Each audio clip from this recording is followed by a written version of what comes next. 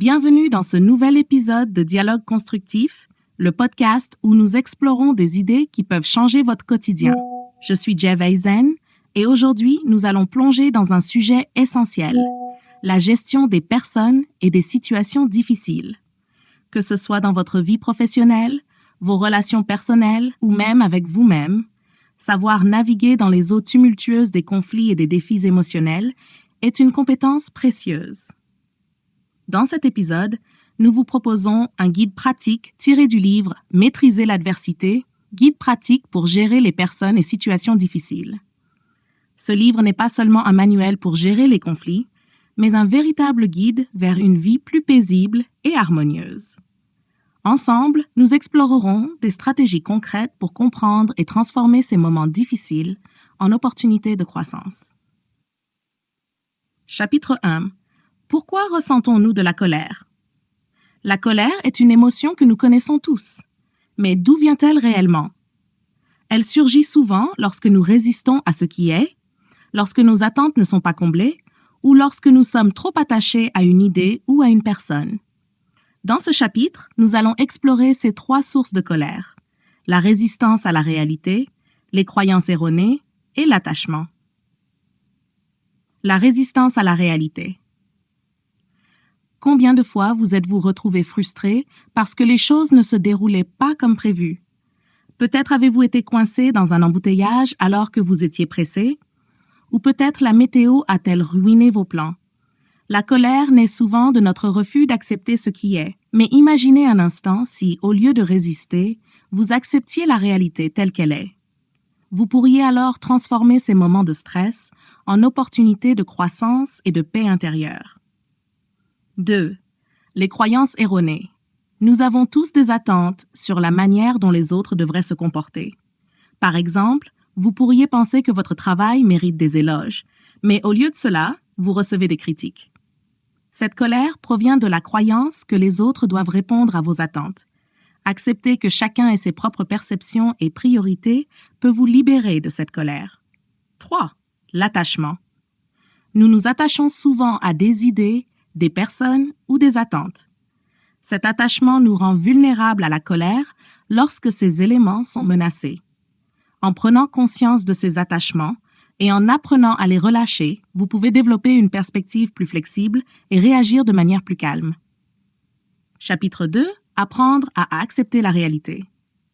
Accepter la réalité est un défi majeur, mais c'est aussi une clé pour vivre une vie plus sereine. Lorsque nos attentes ne correspondent pas à la réalité, nous ressentons souvent de la colère et du déni. Dans ce chapitre, nous verrons comment accepter ce que nous ne pouvons pas changer et agir de manière constructive face aux défis. Imaginez une personne qui perd son emploi. La première réaction pourrait être la colère ou le déni.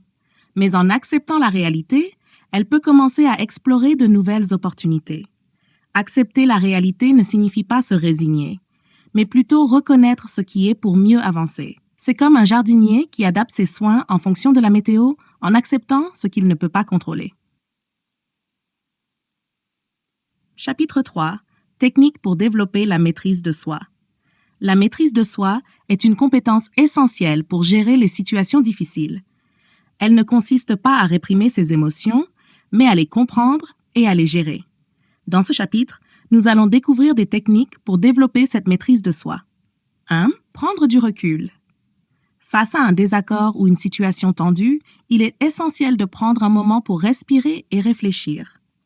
Cela permet d'éviter les réactions impulsives et de voir les choses sous un autre angle. 2. Méditation de pleine conscience. En pratiquant la pleine conscience, vous apprenez à observer vos pensées et émotions sans jugement. Cela vous aide à rester centré et à gérer le stress de manière plus efficace. Comprendre les autres. Les autres agissent toujours selon leur propre réalité. En acceptant cela, vous pouvez éviter de prendre leurs actions ou paroles personnellement et réagir avec empathie plutôt qu'avec ressentiment. Chapitre 4. Poser des limites et dire non.